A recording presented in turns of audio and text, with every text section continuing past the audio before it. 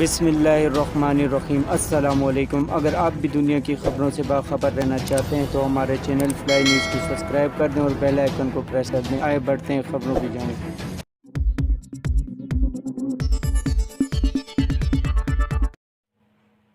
اسلام آباد پولیس نے additional session جج زیبا چودھری کو دھمکی دینے کے کیس میں Pakistan Tehreek Insaf P T I chairman اور سابق وزیر اعظم عمران خان کی گرفتاری کے وارنٹ جاری کر دیے۔ فلائی نیوز کے مطابق زیبا چودھری دھمکی کیس میں اسلام آباد پولیس نے مقدمہ نمبر 407 تھانہ مارگلہ میں درج مقدمے میں وارنٹ گرفتاری حاصل کیے۔ عمران خان کے خلاف تھانہ مارگلہ میں پینل کوڈ کی دفعہ 188، 189 اور 504، 506 کے تحت مقدمہ درج ہے۔ تھانہ مارگلہ میں عمران خان کے خلاف مقدمہ 20 اگست کو دائر کیا گیا تھا۔ پولیس کی درخواست پر علاقائی مجسٹریٹ رانا مجاہد رحیم نے وارنٹ گرفتاری جاری کیے۔ پاکستان تحریک انصاف کے چیئرمین عمران خان کے وارنٹ گرفتاری ہونے کے بعد قیادت نے رہنماؤں اور کارکنان کو فوری طور پر بنی گالہ پہنچنے کی ہدایت کی ہے۔ پی ٹی آئی رہنما مراد سعید نے بنی گالہ کے باہر میڈیا سے گفتگو کرتے ہوئے کہا کہ اگر حکومت نے کوئی مس ایڈونچر کیا تو حالات کی ذمہ دار خود ہی ہوگی۔ پاکستان تحریک انصاف کے سیکرٹری جنرل اور سابق وفاقی وزیر اسد عمر نے کہا کہ اگر انہوں نے عمران خان کو گرفتار کیا تو بہت پچھتائیں گے۔ انہوں نے حکومت کو خبردار کیا کہ پاکستان کے عوام جاگ رہے ہیں، ایسا کرنے کا سوچنا بھی نہیں۔ فواد چودھری نے اپنے بیان میں کہا کہ عمران خان کا انتہائی کمزور دفعات اور کمزور مقدمے میں اس طرح وارنٹ جاری کرنا انتہائی فضول حرکت ہے۔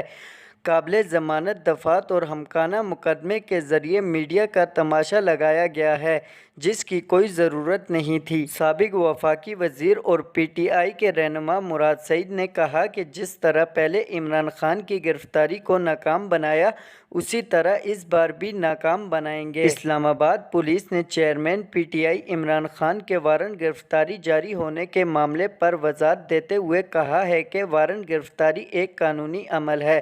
عمران خان پچھلی پیشی پر عدالت پیش نہیں ہوئے تھے۔ آئندہ سماعت میں ان کی حاضری کو یقینی بنانے کے لیے وارنٹ گرفتاری جاری ہوئے ہیں۔ وفاقی وزیر داخلہ رانا ثناء اللہ نے کہا ہے کہ عمران خان کا ایک معمول میں وارنٹ جاری ہوا، یہ دفعات تو قابل ضمانت ہیں۔ فلائی نیوز کو خصوصی انٹرویو دیتے ہوئے رانا ثناء اللہ کا کہنا تھا کہ ہائی کورٹ نے عمران خان کے خلاف مقدمہ ختم نہیں کیا۔ ہائی کورٹ نے مقدمے سے صرف دہشت گردی کی دفعہ ختم کی۔ ان کا کہنا تھا کہ مجسٹریٹ کے پاس مقدمہ پیش ہوا تو لازمی تھا کہ ملزم پیش ہوتا، اگر نہیں ہوا تو وارنٹ جاری ہونے تھے۔ یہ ایک معمول میں وارنٹ جاری ہوا، یہ دفعات تو قابل ضمانت ہیں۔ سائفر کے حوالے سے وزیر داخلہ کا کہنا تھا کہ یہ 3-4 آدمی اتنے گھٹیا لوگ ہیں، یہ بیٹھ کر سازش کرتے رہے۔ کس طرح سے ملک کی آزادی کو اس نے کمپرومائز کیا، اس کا یہ جرم ناقابل معافی ہے۔ ان کا مزید کہنا تھا کہ پارلیمنٹ میں اس پر بحث ہوگی، اگر یہ غداری یا جو بھی جرم بنتا ہے تو ہم اس سے متفق ہوں گے۔ آڈیو لیک سے متعلق کمیٹی تشکیل دے دی گئی، معاملے پر سنجیدہ نوٹس لیا گیا۔ رانا ثناء اللہ کا کہنا تھا کہ وزیر اعظم ہاؤس کا ریکارڈ تو کوئی روز چیک نہیں کرتا، سائفر کی ضرورت پڑی تو چیک کیا گیا۔ سائفر کی کاپی پی ایم ہاؤس میں موصول ہوئی لیکن اب موجود نہیں۔ معلوم یہ ہوتا ہے کہ سابق وزیر اعظم وہ کاپی جیب میں ڈال کر لے گئے۔ انہوں نے جو منٹس ریکارڈ کرانے کا فراڈ کیا ہے، یہ وہ منٹس چیف جسٹس اور اسپیکر کو بھیجے ہیں۔ خیال رہے کہ تھانہ مارگلہ کے علاقے مجسٹریٹ نے خاتون مجسٹریٹ زیبا چودھری کو دھمکی دینے کے کیس میں سابق وزیر اعظم عمران خان کے وارنٹ گرفتاری جاری کیے ہیں۔